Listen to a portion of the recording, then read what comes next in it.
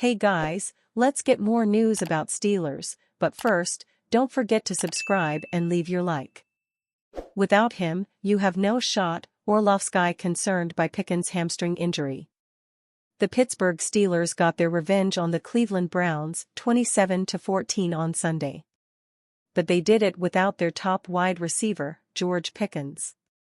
And consequently, the offense looked a bit different than normal.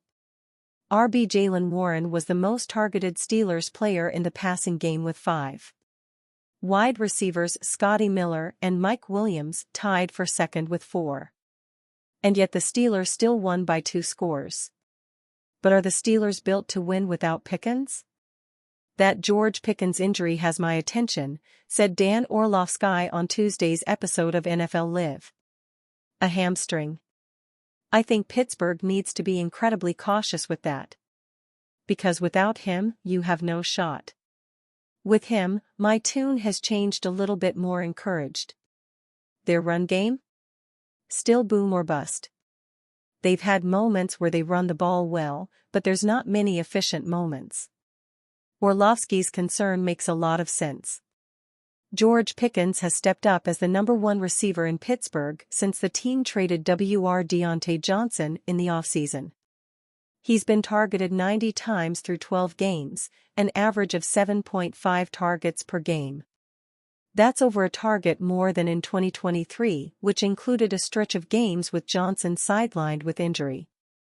Pickens only has 3 touchdowns this season, but all 3 notably came after QB Russell Wilson was inserted into the starting lineup. Before Wilson's first start, which came against the New York Jets, he had only 2 games, out of 6, where he averaged over 10 yards per target. He's had 4 such games since Wilson took the field against the Jets, including that very game. And if you're concerned about yards per catch, he's had 5 of his 7 games with at least 15 yards per catch with Wilson at quarterback. George Pickens has taken his game to another level this year, with Wilson as his quarterback.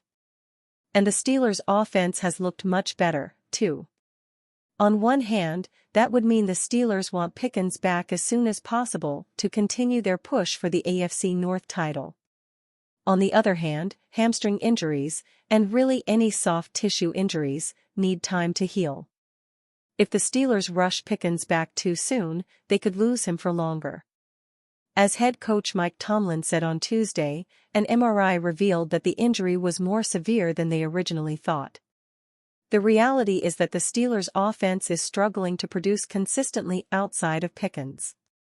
As Orlovsky said, the run game isn't consistently good. They're averaging 3.9 yards per carry this season, which is 29th in the league. That's the same yards per carry as RB Najee Harris. And the road isn't getting any easier for the Steelers either. They face off against the Philadelphia Eagles on Sunday. The Eagles are one of the top teams in the NFC, and it will be a significant test of just how close the Steelers are to being a Super Bowl contender. The following weekend, the Steelers will face the Baltimore Ravens in a rematch. The Steelers defeated them in the first meeting this season, but a win next weekend could put the nail in the coffin for the Ravens' AFC North title aspirations. And then comes Christmas Day and a meeting with the back-to-back Super Bowl champion Kansas City Chiefs. The point is that beating the Eagles would be great. However, there are bigger fish to fry in the coming weeks. Do the Steelers want to rush George Pickens back and potentially cause even more significant harm? Or will they give him the time needed to heal properly? Because a healthy George Pickens is a problem for everyone. Former NFL CB Aqib Talib called him a top receiver in the league. And yes, everyone, including the Steelers. But if he makes that hamstring injury worse by coming back too soon, the Steelers will have an even bigger problem than his on-field antics. A long-term hamstring injury to George Pickens could very well slam the door on any chance of postseason success for the Pittsburgh Steelers. Former Steelers malcontent unretires to sign with AFC Super Bowl contender. The self-proclaimed former Pittsburgh Steelers hostage, veteran cornerback Steven Nelson, is making an NFL comeback following his 2024 retirement from the league. On December 9, the Kansas City Chiefs announced that they would be signing Nelson to the practice squad after a report that the experienced free agent CB would be visiting with them on Monday of Week 15. Presumably, the plan is most likely for Nelson to join the active roster once he gets himself back into football shape. Considering Kansas City's need at cornerback, this addition could end up having a major impact on the AFC playoff bracket if Nelson's current form is anything close to his 2023 self. Either way, his arrival should help the Chiefs shore up their depth in the secondary as they compete for their third straight Super Bowl title.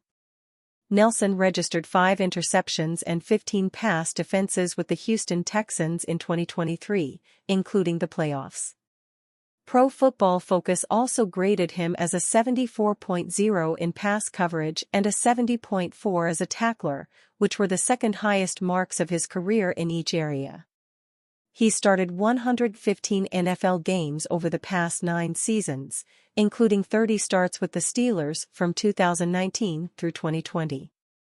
With Pittsburgh, Nelson recorded 3 interceptions and 17 pass defenses before his spring fallout with the organization in 2021. Nelson had 2 quality years with the Steelers, but the relationship dissolved when the team began looking for ways to rid themselves of his contract in 2021. The fallout began when ESPN NFL insider Adam Schefter reported that Pittsburgh granted Nelson permission to seek a trade on March 19 of that offseason. Several days later, the veteran CB voiced his displeasure on social media, stating, "Making a public announcement is a little out of my character, but you guys made your decision, please don't hold me hostage #Don'tHoldMeBack." Nelson was promptly released by the Steelers following this post. Given that one of head coach Mike Tomlin's more famed quotes is, "We need volunteers, not hostages," Nelson's usage of the word hostage in 2021 felt intentional. At that point, he was clearly unhappy with the way Pittsburgh handled his contract situation, and he has alluded to that since leaving the Steelers too. "These, expletive, felt the need to call me during the offseason, literally probably a day before free agency," Nelson rehashed, while speaking on his podcast, the Corner Suite Pod, back in March of 2024. "Tomlin, he called me on some expletive. He said, 'Hey Steve, I think upstairs, they're looking to trade you.' WR upgrade?"